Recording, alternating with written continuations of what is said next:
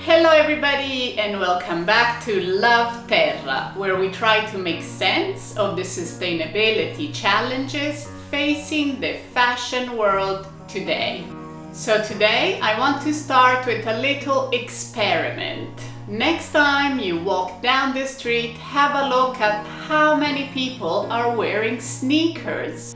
I did this exercise the other day. I sat at my doorstep and started counting. 1, 2, 3, 4, 40, 50, 60. Almost everyone that passed by was wearing sneakers. I had to stop counting at some point because I had to go pick up the kids, obviously wearing sneakers. In this episode, we will look at how the flat-soled shoe has become an essential fashion item. We will then look at how the sneakers are produced and see if they can be recycled. We'll wrap up with a few ideas on how to make sneakers more sustainable. Rare and exclusive designs have become collectible items worth hefty prices. To give you an example, the Nike Air Yeezy sneaker, designed by Kanye West, has become the most expensive shoe ever sold at £1.28 million. Money, money, money! But how did the sport shoe become such a universal footwear must-have? Back in the 19th century, in Britain, America and Europe, there was the Industrial Revolution. This started to create a wider middle class. With more time and money to spare, leisure activities and sports became the thing of the day. Lawn tennis is one of the pastimes that became incredibly popular, and to play it, you need a shoe that allows you to run around the grass court without slipping and breaking your neck. The tennis shoe came about thanks to Charles Goodyear, when in 1839 he accidentally discovered vulcanization, a process of adding sulfur to heated rubber. This creates a rubber that is both waterproof and moldable. Fast forward to 1908 and Converse is founded in Massachusetts, USA.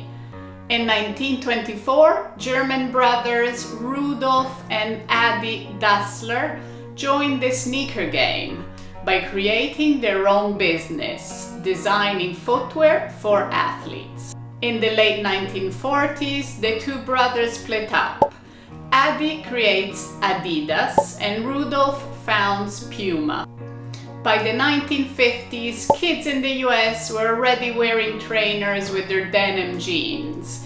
Trainers were comfortable, casual, and easy to move around in. The sneaker came to embody youthful rebellion as much as sport. In the 1970s, another label emerged, Nike, named after the winged goddess of victory in Greek mythology. These were shoes that aimed to enhance performance in sports. In the 1970s and 80s, sneakers were made popular by basketball icon Michael Jordan and by hip-hop stars like Run DMC. Young people wanted to emulate some of the cool sport heroes and celebrities. A bit like today, I guess. Last week I went to the Design Museum's sneaker exhibition in London. It was so interesting to see the humble plimsoll being elevated to an art piece. So with this wonderful history, why is there an elephant in the room with sneakers? In the last decade, the sneaker market has grown sharply. Data from the World Footwear Yearbook shows that in 2019, roughly 24 billion shoes were produced worldwide. And of these 24 billion, approximately 1,280 million were sneakers. Just to give you an idea, in the US, people buy on average 3 pairs a year. So, what is the issue? The issue is that sneakers are very complex, and throughout the years, the production process has become complex as well. So, the use of cheap, man-made materials make it almost impossible for a sneaker to be disassembled and recycled. Too many sneakers end up in landfills, where they can take up to 1,000 years to decompose. We will soon be drowning in sneakers. For me, this is the elephant in the room, with sneakers that can't be recycled and last for ages in landfill. Recently, I have been looking at a study conducted by MIT. This study has shown that a typical pair of sneakers generates 30 pounds of carbon dioxide emissions. This is like keeping an 100-watt light bulb on for a whole week. And this is just for one pair of sneakers. Surprisingly, most of the bad emissions don't come from the materials used, but from the manufacturing process. This graph shows the carbon emission for each stage of the life cycle. As we know, a great deal of the world's shoe manufacturers are based in China. In China, the main source of electricity is coal, which is highly polluting. Plus, if we look at the sneaker's anatomy, the sole, the insole, and the upper, these are usually made of synthetic materials like polyester, nylon, latex, EVA, and polyurethane. These two, as for the case of electricity, come from mining fossil fuels. If we look at the anatomy of a typical sneaker, it is made up of 65 discrete parts. These parts are not made in-house, but are bought from different suppliers around the world. This means plenty more greenhouse emissions. Once all the components are under one roof, production starts with the cutting, pouring, melting, baking, cooling, gluing, and then stitching of the shoe. When production is complete, the sneakers are packaged and transported all over the world. And this obviously means that with transportation, even more CO2 is released. Over the years, sneakers have become harder to recycle. Cheap production and the dominance of fast fashion means that many shoes, especially the cheapest ones, are not built to last.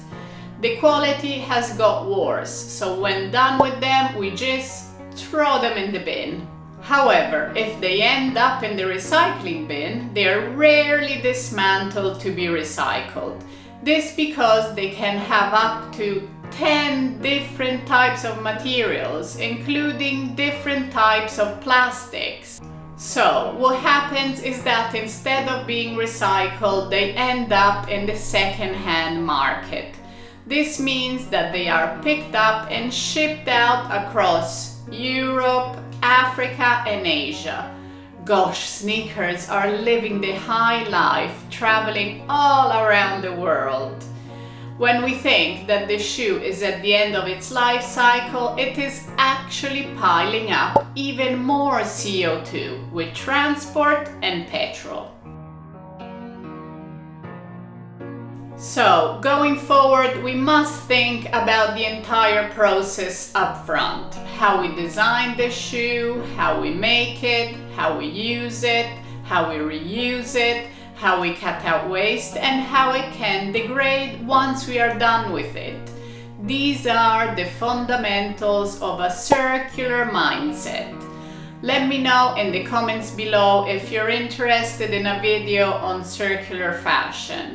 As you know, I like to end my videos with positive insights. As a designer, I've thought long and hard about how we can solve this sneaker issue. Innovation has started in the material arena, like growing mushroom leather in a laboratory, like grinding down shoes into pellets and reusing these to make a new pair, etc. My favorite idea would be to create a totally biodegradable sneaker. A sneaker that you can put in the soil, then you wait around for a little while until it breaks down. With a little time, it completely disappears, meaning that it transforms into something else. Imagine a lovely Nike flower. Wouldn't that be cool?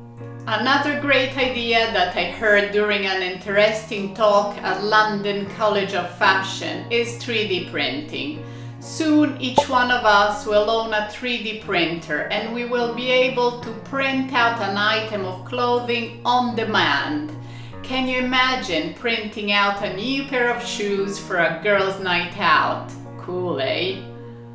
When we are tired of the new design, we can melt it down to create something else. Think of it. In the past, we used to buy CDs and DVDs in a physical store, while now we can just download music and films wherever we are. I wonder if this is the future of clothes and sneakers as well.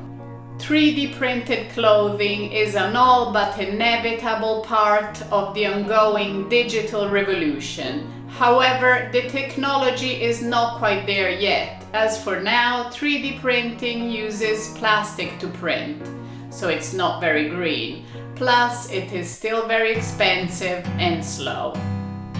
Nevertheless, as we know, technology advances at a rapid pace. 3D printing could one day utilize recycled materials or natural ingredients. So, sneakerhead or not, we can all take steps towards a more sustainable future. As a consumer, try to choose brands that are committed to sustainability by using natural and recycled materials. Also, try to buy less and make the products we do own last longer. So please look after your sneakers as you would look after a good friend. And from Love Terra, thank you for watching and see you soon.